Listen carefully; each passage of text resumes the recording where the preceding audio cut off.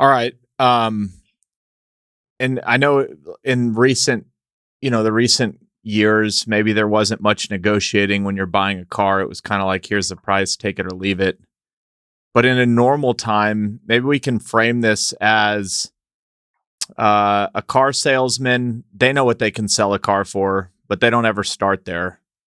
So I kind of want to have a two-prong approach here. We'll start with how to negotiate a car in normal times, assuming it's not just take it or leave it. And then if you will share, I want to know how a car salesman is actually paid. Like what incentivizes them and why are they willing to move on price? And do they really care at the end of the day what it sells for as long as they hit a certain number? Oh, that's a good one. So, incentives, it's everything, right?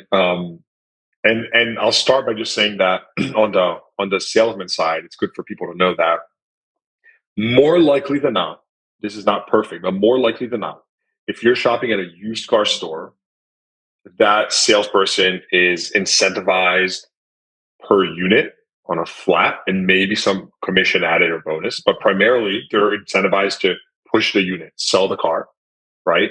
Even if it means getting you a discount, they're still getting that commission check. In a new car store, more likely than not, they're mostly incentivized on commission. And so they want to, maximize the gross profit on that car. And maybe they also have a unit bonus attached to that. And then in corporate stores, they have some chunk of, in corporate stores, you can assume like, again, I don't want to name specifics because I don't know the pay plans of, call it Drive Time or Sonic Echo Park or Car Lots. But many of the corporate stores have salaries plus a group bonus attached to it, right? So you know that if you're going to a corporate store, there's a high likelihood that they are just paid a salary and they just have some volume bonus attached to it at the end of the month. So, anyways, to prime us, that's kind of the three types of salespeople, right? The used car salesperson that's paid a flat, the new car salesperson that's paid commission, and the corporate salesperson that's paid salary plus, maybe some bonus. Okay. Now, remember, if you start with a used car store, right? This salesperson wants to push out the car, they want to sell a unit, right? They may, depending on the salesperson, their integrity, and depending on management, they may work the manager for your benefit, right? So I want to push the sale, whereas my manager, who's clearly making some commission percentage, wants to maximize gross profit. So me as the salesperson, I may work my manager in an edgy situation to discount the car or something just to get you the deal. So there, our incentives are aligned where I'm trying to sell the unit and I don't care about gross profit or to a certain extent, right? In a new car store, again, it's different because I am paid on commission. More likely than not, I'm going to try to, I'm going to be more aligned with my manager and try to maximize the profit there, right? So to prime us there, it is really important to know, our incentives align or not, because depending on the type of structure or the company, there's simply going to be you're going to be working with a different type of dynamic with that salesperson. So that's that. Let me flip over to how to actually get the best deal at a store. Right? It's really not complicated. I think it means going back to the basics. And I put out a playbook on this on cardealershipguide.org where I called it how to get a great deal at a car dealership without getting lucky. So, I ripped off the Naval how to get rich without getting lucky type of theme. But this really took off. I mean, this has really gone all over the internet. It's the number one viewed a page on the cardealershipguide.org. And it basically takes you through four major steps, right? And I'll start at a high level, which the four steps are just number one, you have to start online. Research the car you want. Don't go into the dealership and assume that you're going to know what needs to be done or what you want. That's a mistake. So number one, start online. Number two, you got to get smart.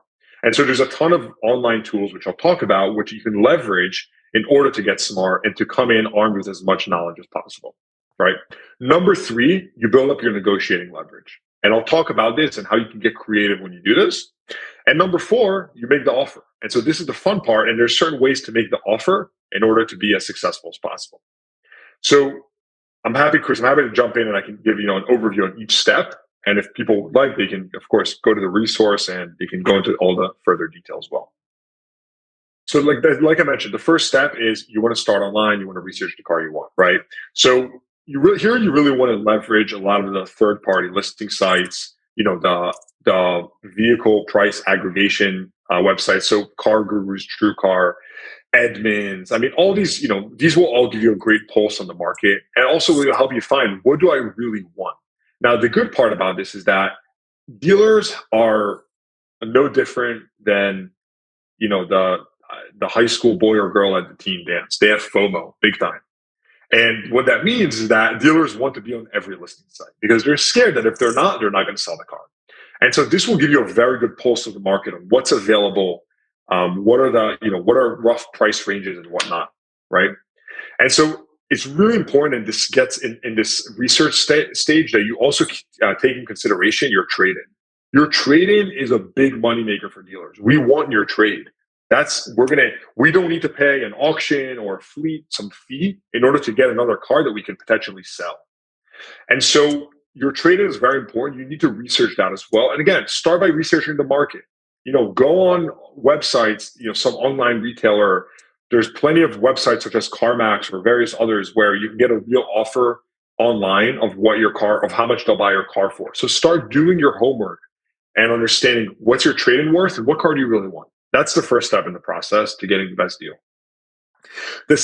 So that was the research, and I kind of commingled that with the second step, which is get smart. But I'll just elaborate a little bit more on the get smart stage, which is that you don't want to discount anecdotal insight as well, right? Calling your local friend who's a car dealer, leveraging book values as well. So we spoke about market pricing, Car Gurus. We spoke about national market pricing.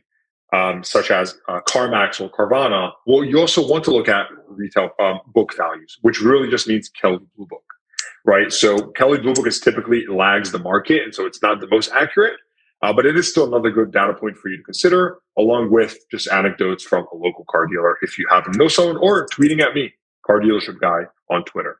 And so when you combine all these data points, now you have a sense of what that car is worth. Again, compare this to the real estate industry, right? You look at comps. What did Joe Schmo pay for that for that house down the street? Whatever it may be, you start to build some. And again, I'm talking about residential real estate. Obviously, not what you do. You guys are on a whole different field. But you start to build an idea of what it's worth. So step number 3 here is you need to build up your negotiating leverage, and this is very, very important because if you know how to navigate through the dealership from a leverage perspective, here's where you can really get the difference of getting a good deal or a bad deal, right? So there's several different points here to keep in mind, but I'll kind of go one by one.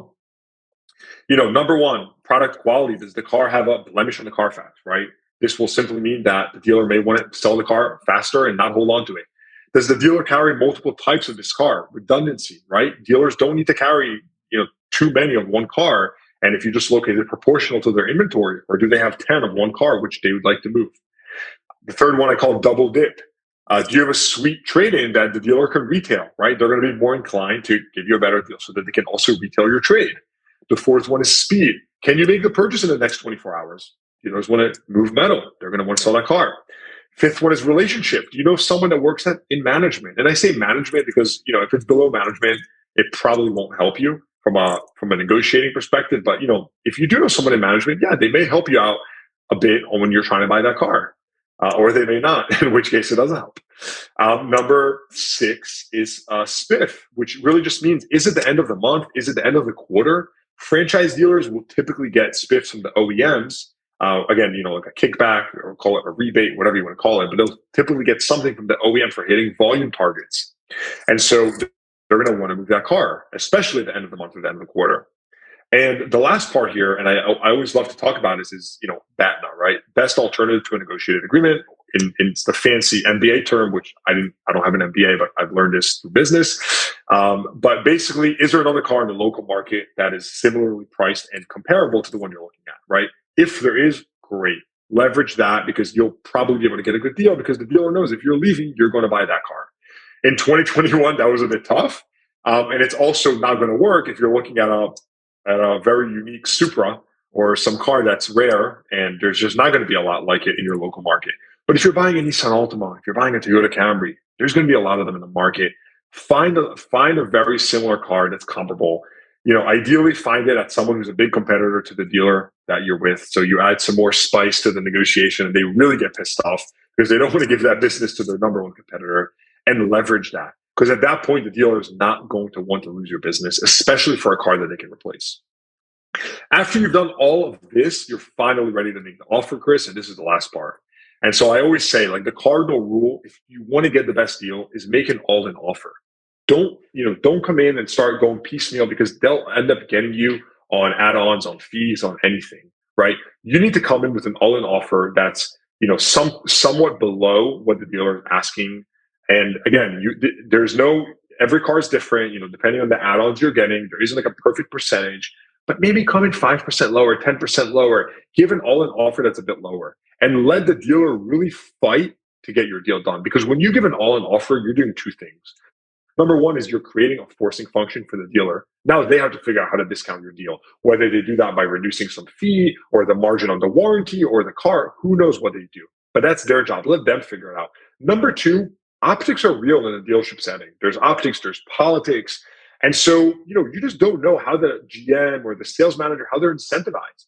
And maybe they prefer to reduce some fee, or, maybe they prefer to reduce the price of the car as opposed to the margin. On the added products, whatever it may be. So by giving an all-in offer, you're really creating a forcing function where you're allowing the dealer to, set up their path to success with the deal and ultimately get you the best deal. And if you follow this playbook, you're going to get a great deal.